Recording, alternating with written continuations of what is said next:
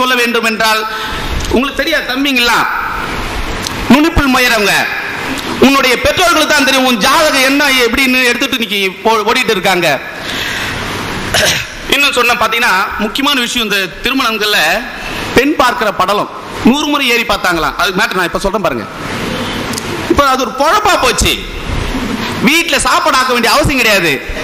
சட்டை எடுத்து போட்டுக்க வேண்டியது, பகட்டுக்கு பட்டு புடவை எடுத்து கட்டிக்க வேண்டியது, பத்தலன்னா நகையை வாரி போட்டுக்க வேண்டியது, இல்லைன்னா இரவல் வாங்கியாவது போட்டுக்க வேண்டியது. அதுவும் இல்லையா கவரிங்னு ஒரு செட்டு விக்குது, போனமா மாட்டிக்க வேண்டியது. அப்படியே ஏதாவது வாடகைக்கார புடிச்சிக்கிட்டாவது போய் பொண்ணு வீட்டுல போய் இறங்கிட வேண்டியது. யார் கோபாலகிருஷ்ணன் கேக்குறீங்களா? இல்ல, நீங்க அப்படியே நீங்க முடிவு பண்ணீங்க, யாருன்றது நீங்க முடிவு பண்ணீங்க, நான் சொல்றதுக்கு இல்ல. இப்படியே நடக்கும். போயிட்டு ஒரு இடம் 2 இடம் பார்க்க வேண்டியது, பாத்துட வேண்டியது.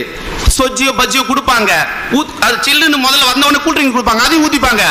அடுத்த நிமிஷம் 2 நிமிஷம் கூட ஆயிருக்காதுங்க, காபி கொடுப்பாங்க, அதையும் ஊத்திக்காங்க. இப்படியே வயிற்ற நிரப்பிட்டு வந்துடுவேன்.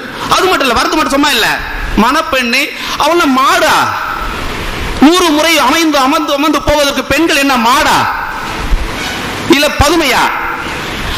நடந்து காட்டு. நீ என்ன ஓட்டப்பந்து ஒலிம்பிக்ல ஓட விட போற?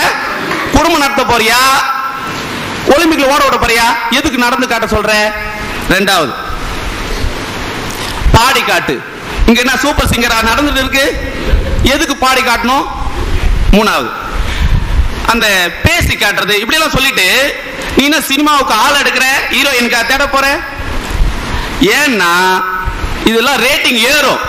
சரியா நடக்கலையா இன்னும் 5 சவரம் போடு, சரியா பேசலையா இன்னும் 2 சவரம் ஏத்து அப்படின்னு சொல்லி வரதட்சணை புடுங்குகின்ற ஒரு வழியாகத்தான் இது நடந்து கொண்டு இருக்கின்றது. அந்த நிச்சயிக்கப்பட்டது.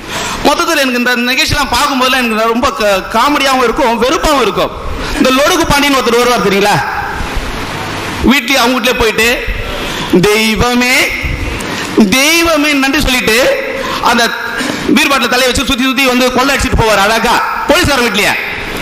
அது மாதிரி பகல் கொள்ளையர்கள் இவர்கள். பெண் பார்க்க போகின்றவர்கள் எல்லாம், பெற்றோர்கள் எல்லாம் பகல் கொள்ளையர்களாகத்தான் இருக்கின்றார்களே ஒழிய கந்தோட்டிக்காரன் கூட சொல்லிடலாம்.